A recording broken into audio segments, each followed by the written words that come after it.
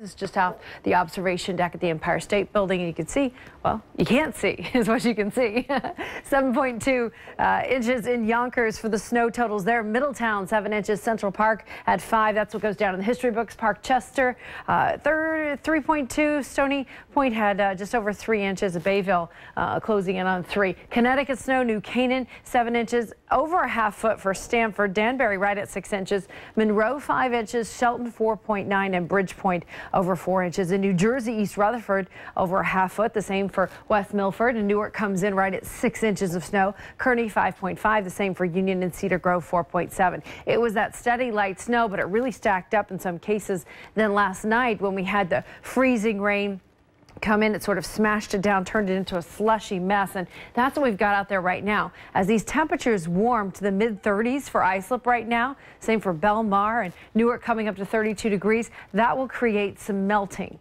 As we go into the afternoon, the winds will pick up at times as well. That could help dry some surfaces, but not everything. In fact, there's a lot of snow eating that's got to happen today, and so be aware of that. The high surf advisory and coastal flood issues have been extended out to eastern Long Island. This is just with astronomical high tide. The water will be about a foot off where it normally is, so be aware of that from 9 a.m. to 11 a.m. this morning. The storm has moved on. It's well up into New England now.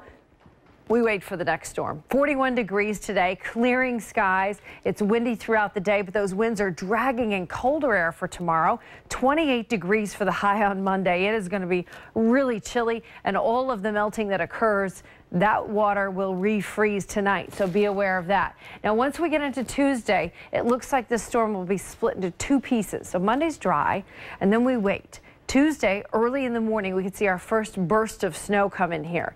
And it looks like it'll be right during the morning commute. Watch on the Futurecast. There it is between 7 and 10 a.m.